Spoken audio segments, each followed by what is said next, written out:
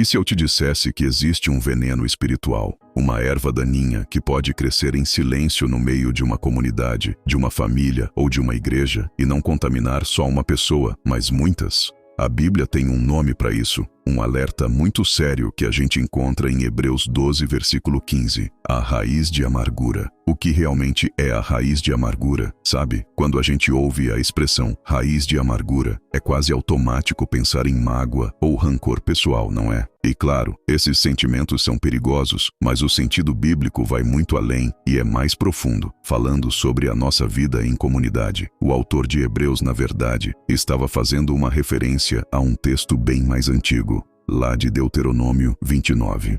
Nessa passagem, Moisés estava alertando o povo de Israel sobre o perigo de ter no meio deles nenhum homem ou mulher, clã ou tribo cujo coração se afaste do Senhor. Essa pessoa, com o coração voltado para a idolatria ou rebelião, seria como uma raiz que produz veneno e amargura. Então, a primeira grande sacada que a gente precisa entender é esta. A raiz de amargura, no seu sentido original, não é só um sentimento, é uma fonte de contaminação. Pode ser uma pessoa, um falso ensino ou um pecado que a gente insiste em não largar. Se não for tratado, isso brota e espalha um veneno que perturba a paz e a santidade de todo mundo ao redor.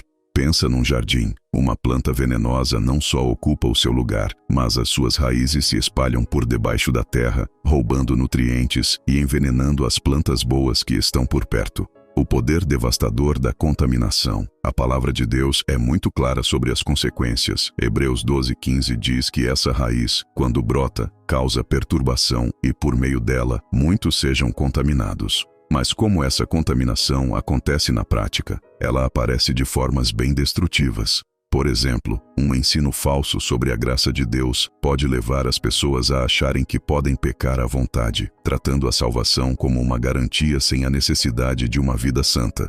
Isso é uma raiz de amargura que contamina a fé da igreja. Uma pessoa que vive de fofoca e calúnia se torna uma raiz que espalha desconfiança e divisão, envenenando relacionamentos.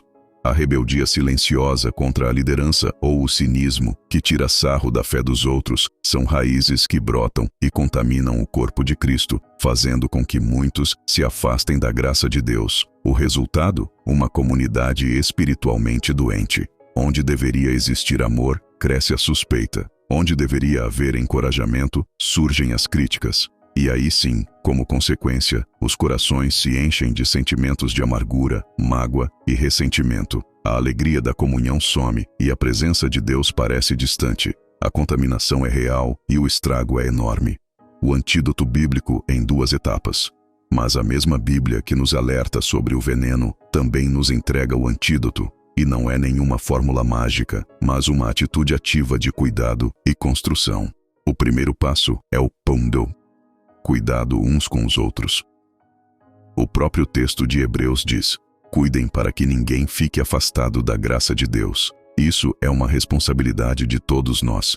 Significa zelar uns pelos outros, corrigir o erro com amor e não dar brecha para que sementes de rebeldia, idolatria ou falsos ensinos criem raízes no nosso meio. É um chamado para a gente proteger a santidade da igreja. O segundo passo é o antídoto para a contaminação que já se espalhou. O poder das palavras que edificam. Em Efésios capítulo 4, o apóstolo Paulo nos dá a ferramenta certa para arrancar essa erva daninha e plantar a graça no lugar. Ele diz: não saia da vossa boca nenhuma palavra torpe, mas só a que for boa para promover a edificação, para que dê graça aos que a ouvem. A palavra que edifica é o exato oposto da palavra que contamina. Enquanto a fofoca destrói, o elogio sincero constrói. Enquanto a crítica amarga derruba, o encorajamento levanta. E o ponto alto dessa construção está no versículo 32. Antes, sede uns para com os outros benignos, misericordiosos, perdoando-vos uns aos outros, como também Deus vos perdoou em Cristo.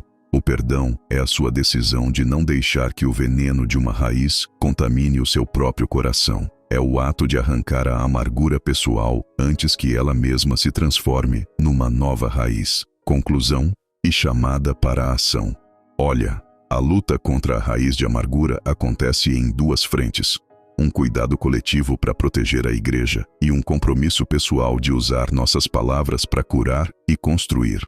A gente não pode ficar parado. Por isso, eu quero te convidar a fazer uma oração comigo agora. Se você puder, feche os seus olhos e repita aí no seu coração: Senhor, me dá discernimento para reconhecer qualquer raiz de amargura na minha comunidade e no meu próprio coração. Perdoa todas as vezes que as minhas palavras foram veneno em vez de remédio. Eu decido perdoar quem me feriu e peço que o Senhor arranque de mim todo ressentimento. Enche a minha boca com palavras que edificam, que transmitem graça e que curam. Eu quero ser um agente de cura e unidade no teu corpo. Em nome de Jesus, amém. Se você fez essa oração e assume hoje o compromisso de ser um instrumento de edificação, escreva aqui nos comentários: eu escolho edificar. Vamos juntos fortalecer a igreja e destruir para sempre o poder da raiz de amargura.